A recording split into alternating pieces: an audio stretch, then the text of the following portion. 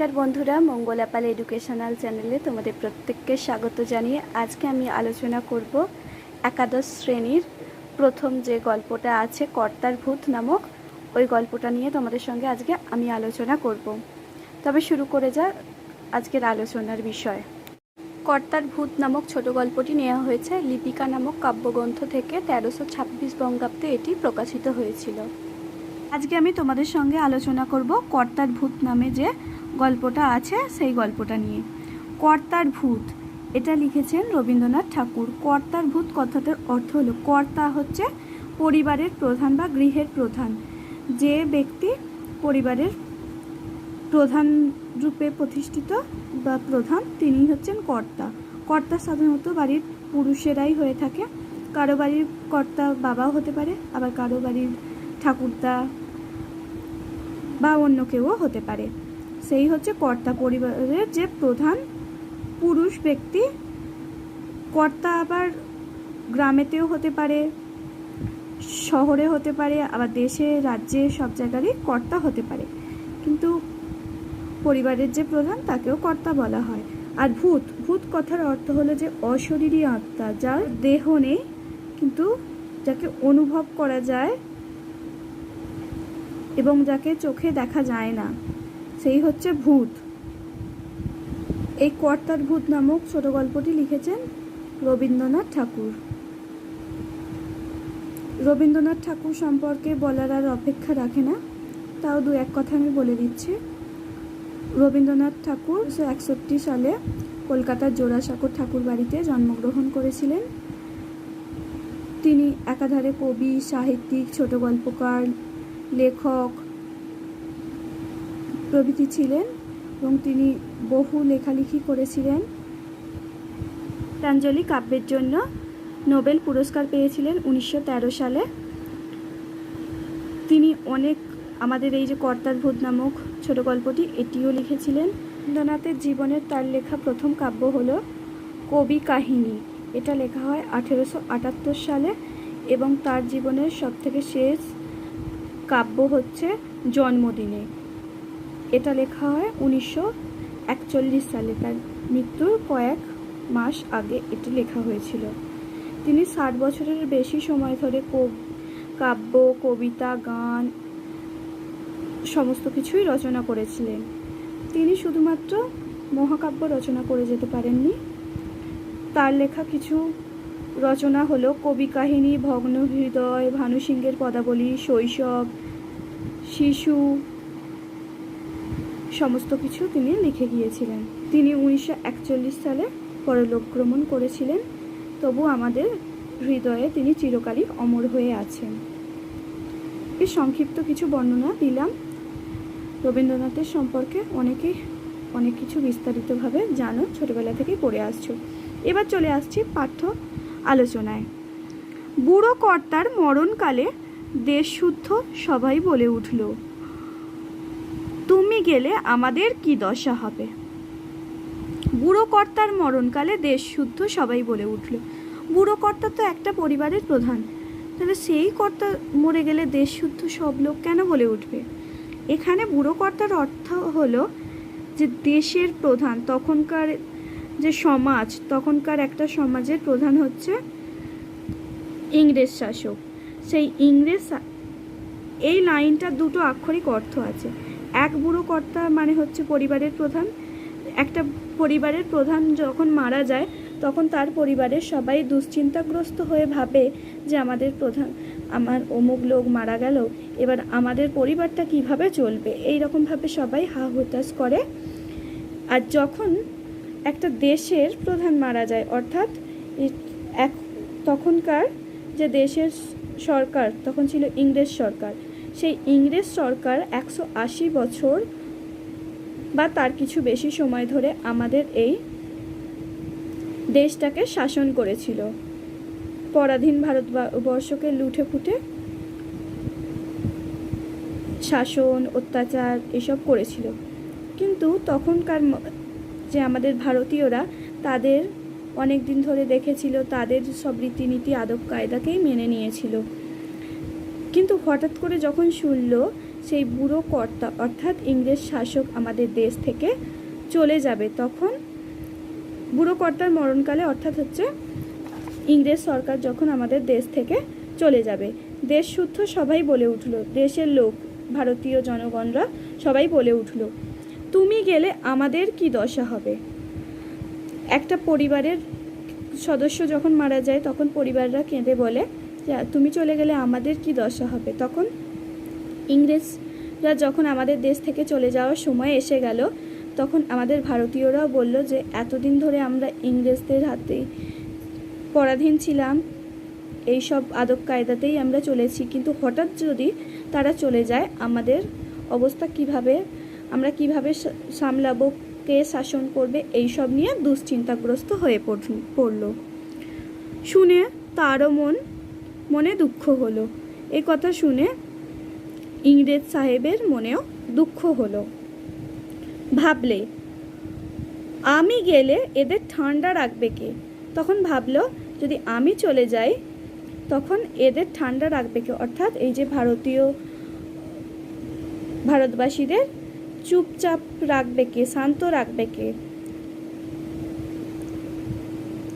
তা বলে মরণ তো এড়াবার জো নেই, তা বলে যে মরণ আসবে না তা নয়। এই লাইনটারও দুটো আক্ষরিক অর্থ আছে। একটা মানুষকে জন্মালে যেমন মরতে হয়, একটা মানুষ তার কর্মজীবন শেষ করার পরে একদিন না একদিন তাকে মারা যেতেই হবে, তাই বলেছে মরণ তো এড়াবার জো নেই। তেমনই এই কথাটার আর একটা মানে হচ্ছে ইংরেজ সরকারদের যখন আমাদের দেশ থেকে চলে যাওয়ার সময় হয়ে গেল, আমাদের বিপ্লবীরা তাদের তাড়িয়ে দেওয়ার জন্য অনেক প্রচেষ্টা করার পর তারা সমর্থ হলো। এর ফলে ইংরেজ সরকারকে তো চলে যেতেই হবে, তাই জন্য বলছে মরণ তো এড়াবার জো নেই, মানে তাদের এখানে থেকে যাওয়ার কোনো উপায় নেই, তাদের চলে যেতেই হবে।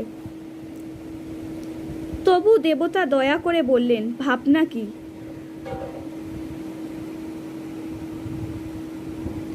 তখন আমাদের দেবতা অর্থাৎ আমাদের ভারতীয়রা বলল ভাবনা কি, চিন্তা কি, লোকটা ভূত হয়েই এদের ঘাড়ে চেপে থাক না। বলছে লোকটা ভূত হয়েই এদের ঘাড়ে চেপে থাক না, কথাটার অর্থ হলো আমি ইংরেজ সরকারদের দিয়েই বোঝাচ্ছি। ইংরেজ সরকাররা যখন আমাদের দেশ থেকে চলে গেল, চলে যাচ্ছে তো যাক না, ইংরেজদের যে আদব কায়দা এতদিন যে ভারতীয়রা ইংরেজদের মতো করে চলছিল, তাদেরই সরকার বলে মেনেছিল, তাদেরই সব কিছু মেনে চলতো, এইভাবেই চলুক। নাই বা ইংরেজ সরকার থাকলো, নাই বা ব্রিটিশরা থাকলো, এদের যেভাবে ভারতীয়রা চলতো সেই রীতিনীতিতেই চলুক। মানুষের মৃত্যু আছে, ভূতের তো মৃত্যু নেই, যে মানুষের মৃত্যু আছে, একটা মানুষ জন্মালে তার মৃত্যু হবে, কিন্তু ভূতের তো মৃত্যু নেই, যে ভূত বলে সে তো মরে যাবে না, ভূতের কখনো মৃত্যু হয় না। ভূত হচ্ছে তার জন্মও নেই আবার মৃত্যুও নেই, তার শুধুমাত্র এক দেহ থেকে, এক আত্মা থেকে অন্য আত্মায়, অন্য দেহে প্রবেশ করে আত্মাটা। তেমনই ইংরেজরা চলে গেলেও ইংরেজরা যে আমাদের দেশকে ভাগ করে দিয়ে গেল সেই কায়দাটা তো সম্পূর্ণভাবে থেকেই গেল। যেমন আমাদের ভারত আর বাংলাদেশকে আলাদা করে দিয়েছিল, পূর্ববঙ্গ এবং পশ্চিমবঙ্গ নাম হয়ে দুটো আলাদা হয়ে গিয়েছিল, এইভাবে ভাগ করে দিয়েছে, এইভাবেই আলাদা হয়ে গেল। দেশের লোক ভারী নিশ্চিন্ত হলো যখন এই কথাটা শুনলো যে ভূতের মৃত্যু নেই, মানে ইংরেজদের আদব কায়দাটা আমরা মেনে চলবো, তখন দেশের লোক ভারী নিশ্চিন্ত হলো। তাদের মনে আর চিন্তা থাকলো না যে কে আমাদের দেশটাকে শাসন করবে, কে সামলাবে, এতদিন ধরে তারা সামলে গিয়েছিল, এই বিষয়ে তাদের আর কোনো চিন্তা ছিল না, তারা নিশ্চিন্ত হয়ে পড়লো, মানে চিন্তাহীন হলো। নিশ্চিন্ত কথার অর্থ হলো চিন্তাহীন বা চিন্তামুক্ত। কেননা ভবিষ্যৎকে মানলেই তার জন্য যত ভাবনা, ভূতকে মানলে কোনো ভাবনাই নেই। বলছে কেননা ভবিষ্যৎকে মানলে, অর্থাৎ ভবিষ্যতের কথা ভাবলে, ভবিষ্যৎকে নিয়ে চিন্তা করলেই যত কিছু ভাবনা চিন্তা আসে। ভূতকে মানলে মানে অতীতকে মানলে কোনো ভাবনাই নেই, অতীতের কথা যদি মানা যায় তাহলে কোনো ভাবনা চিন্তা নেই। এখানটার মানে হচ্ছে আমরা যদি ভবিষ্যতের কথা ভাবি যে আমাদের ইংরেজরা যে ভারত ছেড়ে চলে গেল, এবার কে আমাদের শাসক হবে, কেই বা এই সমস্ত দেশটাকে শাসন করবে, এই সব কথা ভাবলেই আমাদের যত চিন্তা মাথায় আসবে।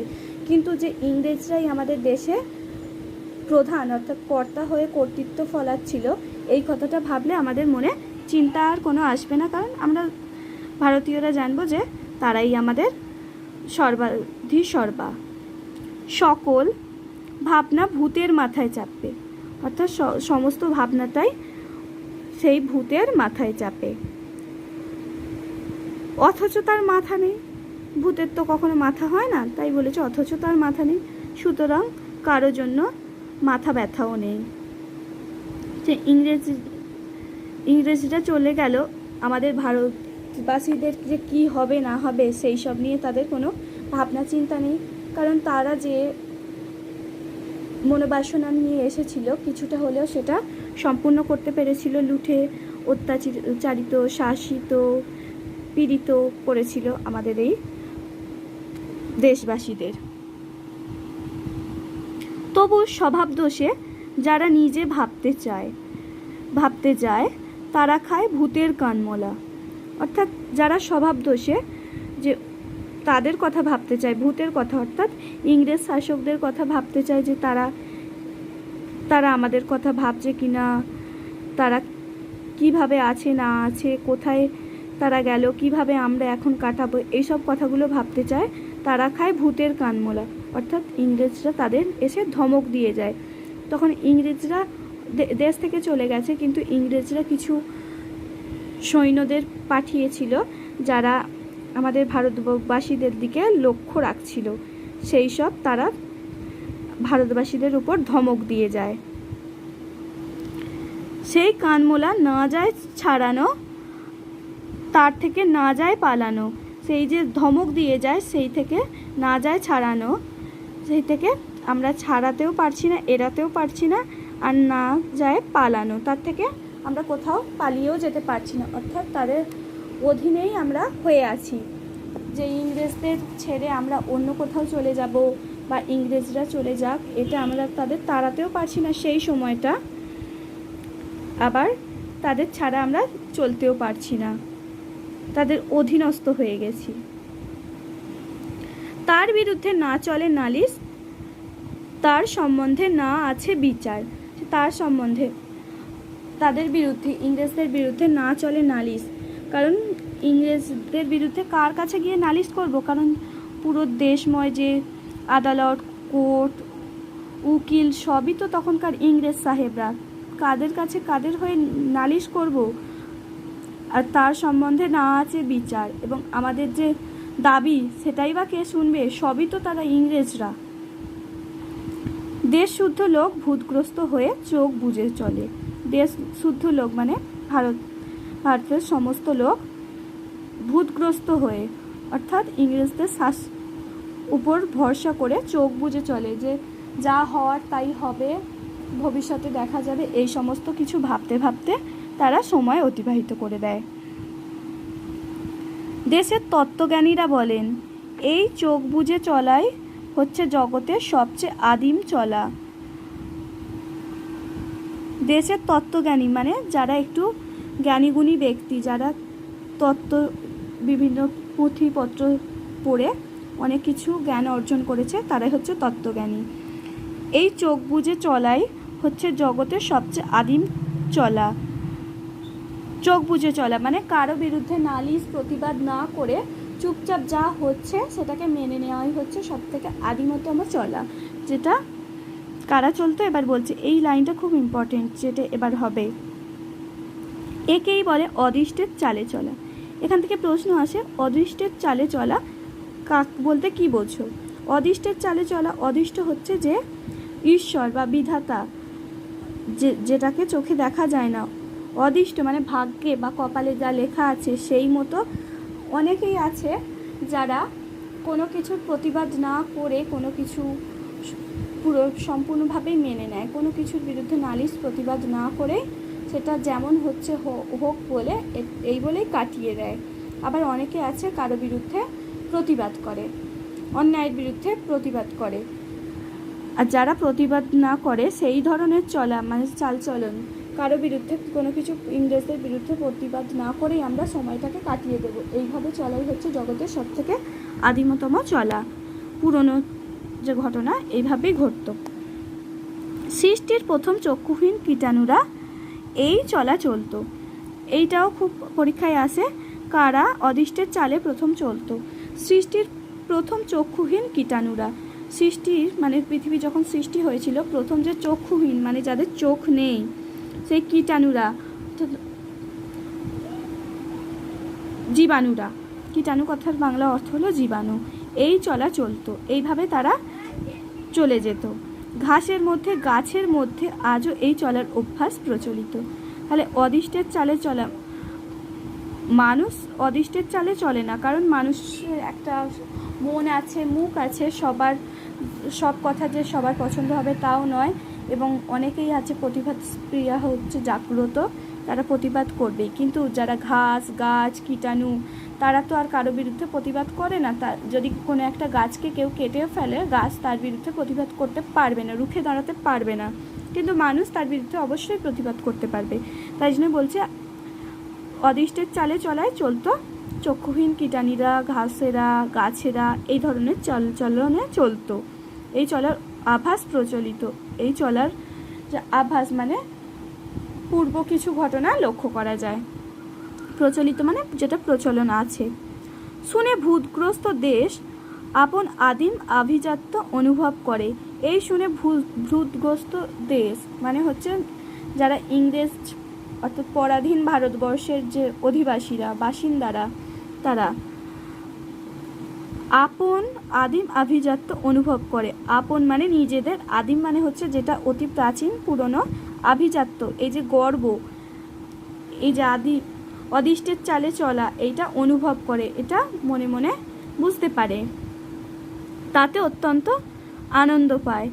তারা এতে আনন্দ পায়। কেন আনন্দ পায়? যে তারা কারো বিরুদ্ধে প্রতিবাদ করবে না, তার ফলে কারো বিরুদ্ধে যদি না প্রতিবাদ কেউ করে, তখন তাকে অত্যাচারিত বা শাসিত পীড়িত এসব হতেও হবে না। তাই জন্য তারা একটু স্বস্তির নিঃশ্বাস ফেলতে পারে। ভেবে পাওয়া যায় না, এটা ভূতের নায়েব ভুতুরে জেলখানার দারোগা। তাহলে ভূতের নায়েব কে? সে ভুতুরে জেলখানার দারোগা হচ্ছে ভূতের নায়েব। ভুতুরে জেলখানা কোনটা? এই যে ইংরেজদের বিরুদ্ধে যারাই প্রতিবাদ করত তখনকার, অর্থাৎ পরাধীন ভারতবর্ষে, তাদের কলকাতা সেন্ট্রাল জেলে পুরে দেয়া হতো। তাই জন্য বলছে যারা তাদের বিরুদ্ধে, ভূতের নায়েব যে ভূতের যে প্রধান, যাকে সেনাপতি দায়িত্ব দিয়েছে, সে হচ্ছে জেলখানার দারোগা, জেলখানার যে পুলিশ বা রক্ষক, দারোগা মানে রক্ষক। সেই জেলখানার দেওয়াল চোখে দেখা যায় না, সেই জেলখানার দেয়ালটা চোখে দেখা যায় না, এই জন্য ভেবে পাওয়া যায় না সেটাকে ফুটো করে কিভাবে বেরিয়ে আসা যায়। অর্থাৎ ইংরেজদের বিরুদ্ধে রবীন্দ্রনাথ তো সরাসরি ইংরেজদের বিরুদ্ধে প্রতিবাদ করতে পারছেন না, তিনি তার গল্প কবিতার মাধ্যমে ইংরেজদের বিরুদ্ধে প্রতিবাদ করছেন। তাই জন্য বলছে এই যে কোথায় আমাদের যে বিপ্লবীরা যারা ইংরেজদের বিরুদ্ধে প্রতিবাদ করত, তাদের উপর গর্জে উঠত, তাদের কোন জেলখানায় বা কোথায় রাখা হয় সেটা আমাদের মতো সাধারণ পরাধীন ভারতবাসীরা তখনও জানতো না। তাই জন্য সেই যে জেলখানার মধ্যে রাখা হয়েছে, সেই জেলখানা থেকে কিভাবে ফুটো করে বেরিয়ে আসা যায় বা পালিয়ে আসা সম্ভব, তার উত্তরও তারা জানতো না, তার উপায়ও তারা খুঁজে পায়নি। এই জেলখানার যে ঘানি নিরন্তর ঘোরাতে হয়, তার থেকে 1 ছটাক তেলও বের হয় না যা হাটে বিকোতে পারে। যে এই জেলখানার ঘানি নিরন্তর ঘোরাতে হয়।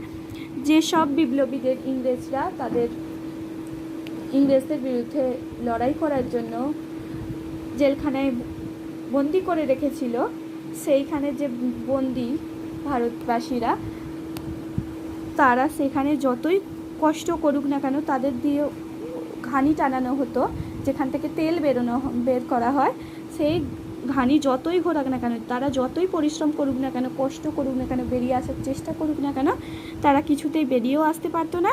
আর যে ঘানি ঘোরাচ্ছে যে কষ্টটা করছে তার থেকে এক ছটাক তেলও বেরোচ্ছে না। তেল কল থেকে সাধারণত তেল বেরোয়, কিন্তু এখানে তারা যে এই যে পরিশ্রম করছে সেখান থেকে ঘানি থেকে একটুও তেল বেরোচ্ছে না, যা তারা হাটে বিকোতে পারে। যে তেল তারা হাটে বিকোতে মানে বিক্রি করতে পারে। বেরোনোর মধ্যে বেরিয়ে যায় মানুষের তেজ। তারা যে ইংরেজদের হাতে বন্দি আছে তাদের মধ্যে দেখা যায় তেজ। তারা ইংরেজদের বিরুদ্ধে প্রতিবাদ করার মতো যে চেষ্টা করতে থাকে, এবং ইংরেজরাও তাদের তেজের বশে তাদের উপরও অত্যাচার করতে থাকে। এইভাবে মানুষের তেজ বেরিয়ে আসে। তেজ মানে অহংকার, রাগ বেরিয়ে আসে। আর সেই তেজ বেরিয়ে গেলে মানুষ ঠান্ডা হয়ে যায়। যখন মানুষের শরীর থেকে সমস্ত তেজ বেরিয়ে যায়, তাদের সমস্ত রাগ বেরিয়ে যায়, তখন মানুষটা শান্ত হয়ে যায়, ঠান্ডা হয়ে যায়। তার আর প্রতিবাদ করার মতো ক্ষমতা থাকে না। তাতে করে ভূতের রাজত্বে আর কিছুই না থাক, অন্ন হোক, বস্ত্র হোক, স্বাস্থ্য হোক, শান্তি থাকে। যে যখন মানুষের শরীর থেকে তেজ বেরিয়ে যায়, অর্থাৎ ভূতের রাজত্বে, অর্থাৎ পরাধীন ভারতবর্ষে আর কিছু না থাক, অন্নও না পাক, বস্ত্রও না পাক, স্বাস্থ্যও না পাক, মানে ভালো চিকিৎসা ব্যবস্থা না থাক, ভালো মন্দ খেতে পাক আর নাই পাক, তারা কি পোশাক পরছে না পরছে সেই সব দিকে কারো কোনো বিবেচনা বিচার নেই, শান্তি থাকে। মানে ইংরেজদের বিরুদ্ধে না প্রতিবাদ করতে পারলে তাদের মধ্যে যুদ্ধ হওয়ার বা মৃত্যু, মানহানি এসবের সম্ভাবনাগুলো থাকে না। কত যে শান্তি তার একটা দৃষ্টান্ত এই যে কতটা শান্তি পাওয়া যায় তার একটা দৃষ্টান্ত, তার একটি নমুনা, উদাহরণ এই যে। এবার উদাহরণটা দিচ্ছে। অন্য সব দেশে ভূতের বাড়াবাড়ি হলেই মানুষ অস্থির হয়ে ওঝার খোঁজ করে।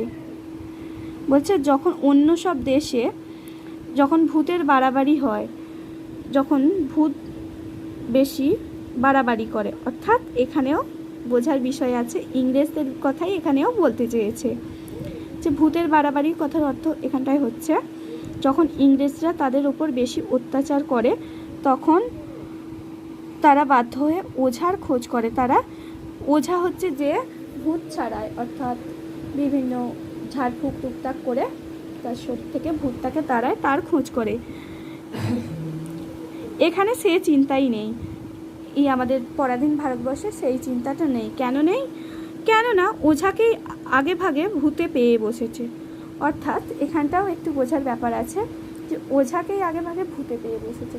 যে ইংরেজদের হয়ে প্রতিবাদ করবে, ইংরেজদের বিরুদ্ধে প্রতিবাদ করবে, তাকেই তো ইংরেজরা বন্দি করে রেখেছে। তাহলে কারা ইংরেজদের বিরুদ্ধে প্রতিবাদটা করবে? তাহলে বুঝতে পারছো, ওঝাকেই আগে ভাগে মানে প্রথমেই ভূতে পেয়ে বসেছে, অর্থাৎ ভূতে ধরেছে, অর্থাৎ ইংরেজরা তাদেরই বন্দি করে রেখেছে। এইভাবে দিন চলতো, এইভাবেই দিন অতিবাহিত হতো, এগিয়ে যেত। ভূত শাসনতন্ত্র নিয়ে কারো মনে দ্বিধা জাগতো না। ভূত শাসনতন্ত্র মানে হচ্ছে ইংরেজরা যে আমাদের দেশকে শাসন করছে, শোষণ করছে, অত্যাচার নিপীড়ন এসব করছে, সেই শাসনতন্ত্র মানে ইংরেজদের যে শাসন, ইংরেজ যে সর্বসর্বা হয়ে বসে আছে, তাই নিয়ে কারো মনে দ্বিধা জাগতো না। এই নিয়ে কারো মনে প্রতিবাদ হতো না, দ্বিধা মানে দ্বন্দ্ব জাগতো না, তার মনে রাগ হতো না। চিরকালই গর্ব করতে পারতো যে এদের ভবিষ্যৎটা পোষা ভেড়ার মতো ভূতের খোঁটায় বাঁধা। এইভাবেই এরা চিরকাল গর্ব করত। কি গর্ব করত? যে একটা যখন পোষা ভেড়াকে, একটা ভেড়াকে কেউ পোষে তখন তাদের একটা খোঁটায় বেঁধে রাখা হয়। সেইভাবেই আমাদের যে পরাধীন ভারতবাসীরা ইংরেজদের আশ্রিত হয়ে আছে, ইংরেজরা যেমন চালাবে তেমনই চলবে, তারা প্রতিবাদও করতে পারবে না। এই নিয়ে তারা একটা গর্ব করত, কারণ ইংরেজদের বিরুদ্ধে যদি না প্রতিবাদ করা হয় ইংরেজরা তাদের উপর অত্যাচার করবে না। এটা একটা গর্বের বিষয় যে তাদের কষ্টটা যেমন করতে হবে না, ইংরেজদের থেকে মার খেতে হবে না, অত্যাচারিত হতে হবে না। তো এদের ভবিষ্যৎটা পোষা ভেড়ার মতো ভূতের খোঁটায় বাঁধা, অর্থাৎ একটা পোষা ভেড়ার মতো যে নিশ্চুপ হয়ে ইংরেজদের হাতেই বাঁধা থাকবে, ইংরেজরা যেমন চালাবে তেমন চলবে। সে ভবিষ্যৎ ভ্যাও করে না, ম্যাও করে না, চুপ করে মাটিতে পড়ে থাকে, মাটিতে বলছে এই ভবিষ্যৎ ভ্যাও করে না, মানে এই যে বিপ্লবীদের তো বন্দি করে রাখা হয়েছে, বিপ্লবী ছাড়াও যে পরাধীন ভারতবাসীরা আছে তারা চুপ করে থাকছে, তারা কোনো চিৎকার করতে পারবে না, ভ্যাও করে না মানে কোনো শব্দও করবে না, ম্যাও করে না, আবার কোনো কিছু প্রতিবাদও করতে পারবে না, কিছু বলতেও পারবে না, যেমন তারা রাখবে তেমনভাবেই থাকতে হবে, চুপ করে পড়ে থাকে মাটিতে, কোনো কারো বিরুদ্ধে প্রতিবাদ নালিশ কিছুই করতে পারে না, যেন একেবারে চিরকালের মতো মাটি, যে একেবারে মাটি যেমন চুপ করে শান্তশিষ্ট হয়ে পড়ে থাকে, নড়াচড়া করে না, তেমনই চুপ করে এই মাটিতেই পড়ে থাকে, কোনো প্রতিবাদের জায়গাই নেই। 3 নম্বর প্যারা হয়ে এলো। কেবল অতি সামান্য একটু কারণে মুশকিল বাঁধলো, যে সামান্য একটা কারণের জন্য একটু মুশকিল বাঁধলো, মানে একটু অসুবিধা শুরু হয়ে গেল।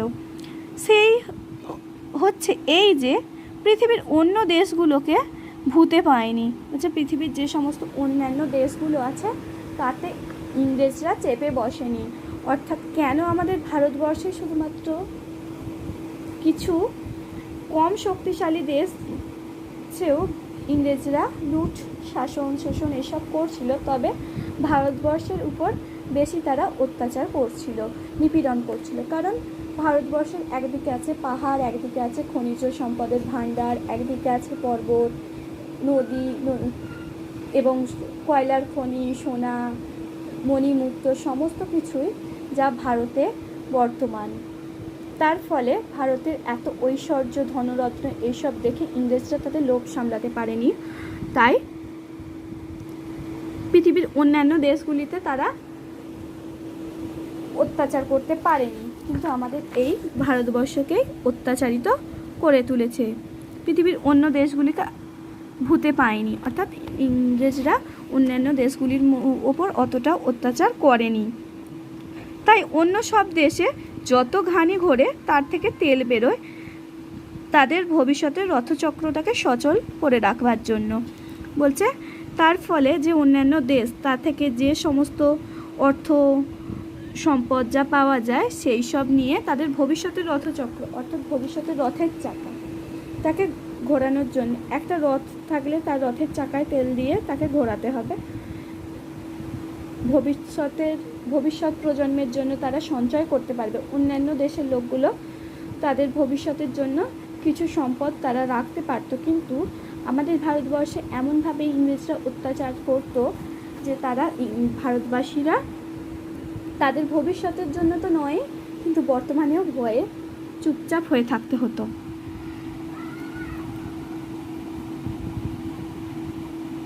বুকে রক্ত পিষে ভূতের খপ্পরে ঢেলে দেবার জন্য নয়। অন্যান্য দেশে যে সমস্ত মানুষ কাজকর্ম করে থাকে এবং তাদের নিজেদের ভবিষ্যতের কথা ভেবে কাজকর্ম করে, যার ফলে তাদের ভবিষ্যৎ আরও সুউজ্জ্বল হয়, কিন্তু তারা এই যে তারা যে বুকের রক্ত পিষে অর্থাৎ গায়ের রক্ত জল করে হাড় ভাঙা পরিশ্রম করে তাদের নিজেদের ভবিষ্যতের কথা ভেবেই তারা সঞ্চয় করে রাখতে পারে, ভূতের খপ্পরে অর্থাৎ ইংরেজদের হাতে তুলে দেবার জন্য নয়। কিন্তু ভারতবাসীরা যতই কষ্ট করুক না কেন তাদের থেকে ইংরেজরা সেই সব অর্থ কেড়ে নিত, তাদের অত্যাচারিত নিপীড়িত করে রাখত। কাজেই মানুষ সেখানে একেবারে জুড়িয়ে যায়নি, তাই জন্য সেখানকার যে অন্যান্য দেশের মানুষ সেখানে একেবারে জুড়িয়ে যায়নি, মানে একবারে নিশ্চিহ্ন হয়ে যায়নি, নিশ্চুপ হয়ে যায়নি, তারা ভয়ঙ্কর সজাগ আছে, তারা সেই দিকে সজাগ দৃষ্টি রেখেছে যাতে তাদের ওপর ইংরেজরা অত্যাচার না করতে পারে এবং তারা তাদের নিজেদের যে অর্থ সম্পদ ধনরত্ন এগুলোকে যাতে ভবিষ্যতের কাজে লাগানোর জন্য রেখে দিতে পারে।